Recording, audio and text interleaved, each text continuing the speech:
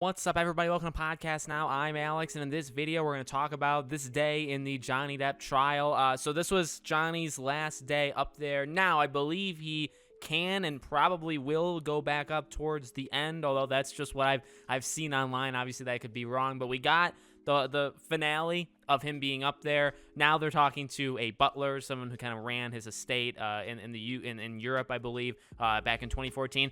Maybe we can talk about that tomorrow if I make a video around the similar time, but I really just want to finish on the stuff that happened with Johnny Depp. Kind of, again, recap it, go over my emotional take, in the unique way maybe I do it here, on my channel. So we finished with Roddenborn. It wasn't much. I mean, they really didn't get. I'm really happy with how Johnny Depp did. There was nothing that stood out. I know on Nick Rekieta's stream, one of them was talking about how the audio tapes that they had played this morning, were maybe the most damaging to him because he was kind of like yelling.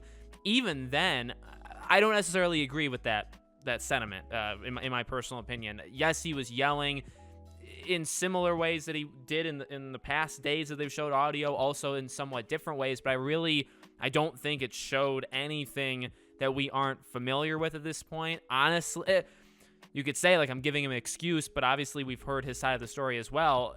You could chalk all of it, any of these outbursts that nobody's saying he never did yell at her. You know what I mean? That was never who said that. So even when he did do that, I would just, chalk it up to she just pushed him as far as he could take it, and he needs to get out. The stuff that was the best part, honestly, I will say this, and big Johnny Depp fan, when it went back for redirect, so it went back to his side, okay? Roddenborn honestly didn't do much. He immediately got destroyed by both Johnny Depp again. Some good lines, some witty remarks. I should have written them down. I wanted to write them down, but I didn't. And then towards the end, when he was going through the op-ed again, just getting objection. He was just getting stopped on every single thing he was trying to say. I get what he's trying to say. He's really trying to drive into the jury's mind, hey, these lines don't say anything about you, but obviously they are, and, this and that, and, oh, let's show you the stack of headlines, the attack pieces on Johnny Depp were pathetic. It was originally framed by Roddenborn that he had hundreds of negative press about him because of himself, way before anything with Amber Heard, even in the divorce and the restraining order of 2016. He then handed him a stack, no joke, this thick, of headlines. They probably printed one headline for each page, so they had.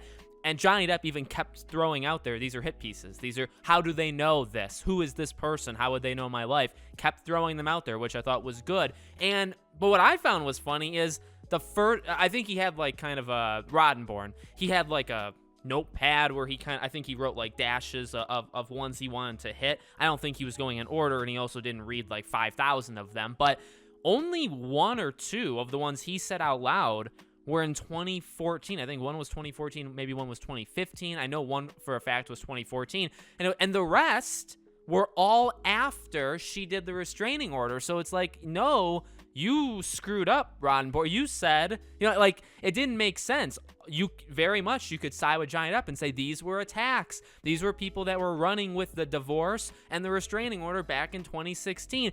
And then Roddenborn kind of proved him right with saying, yeah, maybe he had an attack here or there from a couple sites that always would do it throughout his entire 35-year career. But most of the ones he read were after, or most of the ones were in 2017. And it's like, so you proved this point. They were running with the Amber Heard stuff. There's no, you know what I mean? There's no other way of looking at that. So I thought that was pathetic. And that, I will say, Johnny Depp lost his cool there.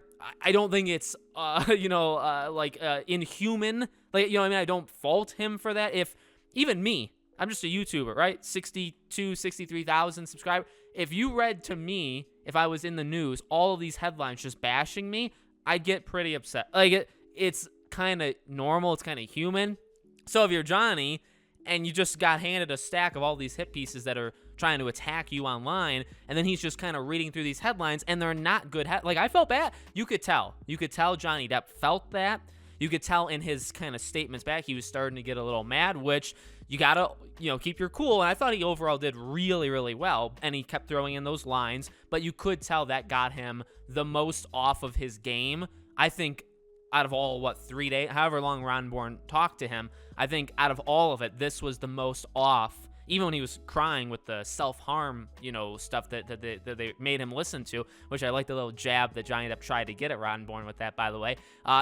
Besides that, this one was the thing I think hurt him the most. But really, that was a failed attempt. I really don't think it did anything for Johnny Depp. And then, going back on his side, we heard a little bit about Pirate 6. I made an entire video talking about Pirate 6. That hurt me. That hurt me probably more than it hurt Johnny Depp. And I thought he did fantastic. I will say he did great. It was a little bit of a course correction because I do think the questions, at least maybe the first half of his redirect, were a little sloppy. They weren't in any order. I get it because they're just trying to say, hey, he showed you this, let's talk about it. Hey, he showed you this, give context. Hey, he showed you this, give that's all it was. So I get jumping around. And also, while Johnny Depp was allowed to talk a lot more than I thought Ron Bourne would let him talk, he still was limited in that time. So when he got back to his own people, he was telling longer stories, more drawn out, and which is fine. It just was it was a little bit of like a course correction where you got to get used to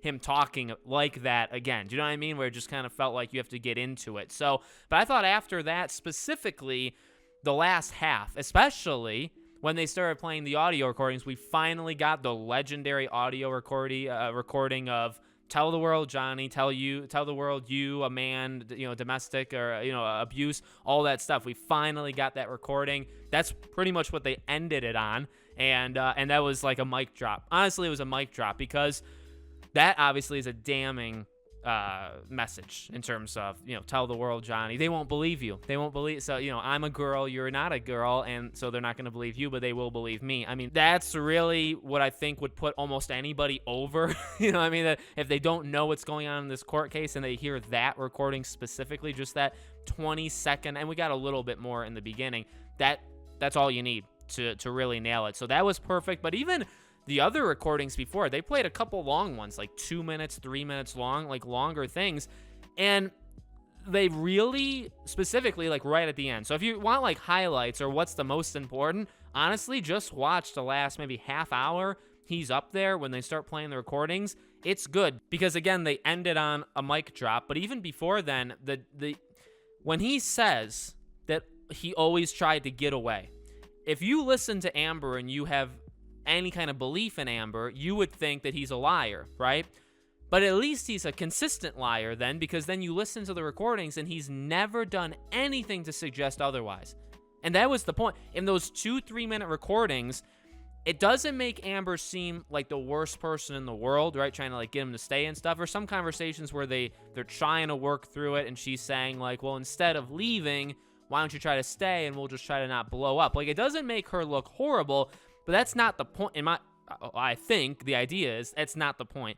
The point is they reinforce so heavily because he says it to her in the heat of the moment, in an argument. He says over and over, I need to leave. I want to leave. I need to get out. You're blocking me. You're not letting me out. You keep telling me I need to stay. I'm trying to go.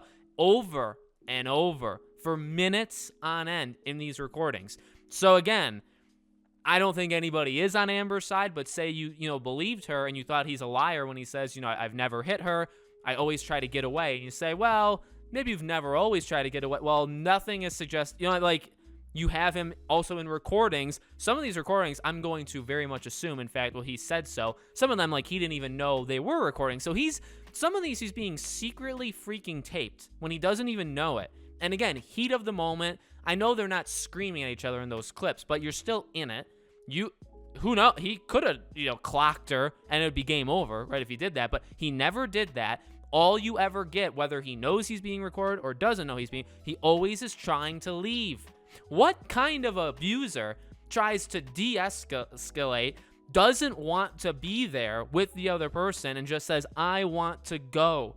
what kind of person does that? And also, what kind of victim demands that the person stays? You know, so if she's so fearing for her life, she's so, well, why is she laughing at the camera? You know, stuff, we've talked about that before, but why is she so adamant that he needs to stay? He can't leave. He wants to go. That doesn't sound like he's the abuser. It sounds like she is, because she's the one who wants him to stay. And it doesn't even have to be physical in that way. I think a lot of those last recordings, the last ones, there was the one where at the end of the recording, he says, why don't you slap me in the ear again? Because she slapped him in the ear right before that recording. That was a good one, because and she didn't deny it. It's very hard to like make that stuff up, right? So I think it's very clear she hit him in the head, you know, in the ear.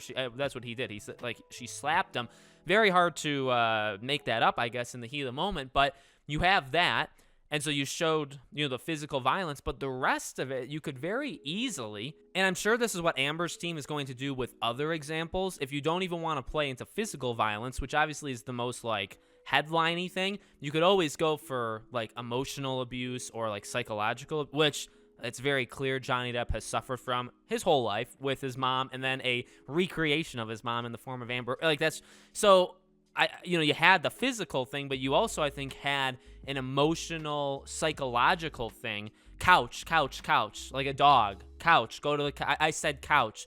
Well, you want, like that's, you're ordering him around as if he's an animal. So you have that. So that's, again, I would say that's like a psychological thing, right? And then again, taking things way over the top, saying, oh, I was fearing for my life, or I have heart attacks when we go through this stuff. I mean, she is so extreme. she takes things to level 10 when they only belong at like level 2. It's funny. It's also very sad, right? That's what he had to deal with. So it's good though, because I think a lot of those recordings showed that one in particular when she says, like, I have heart attacks, you make me so stressed. I think that shows what he was saying, how she takes things and she amplifies it way further than it needs to. That's a perfect example of how that, you know what I mean? Perfect example. And then everything else, it really just shows, again, more emotional things from her to him of trying to get him. And then you also have a little dash of physical stuff here and there. That's it. That's all you really need to do. And by the way, you did all of that without making him seem bad whatsoever. Where's the proof that he did, you know what I mean, anything substantial? There's no evidence, and I can't wait for Amber and her friends to make up the stories, which is coming in the next couple of days. So let me know what you guys think in the comments below. Make sure you guys are subscribed to the channel, bell icon turned on, so you know when all these videos go up. Every day I do a new one, so tomorrow we will reconvene for whatever joys, it brings us. It won't be as good because Johnny is done for now, but we're getting ever so close to Amber, and that should be not fun, but just different, in and of itself. So thank you for watching, and I hope to see you all on the next video.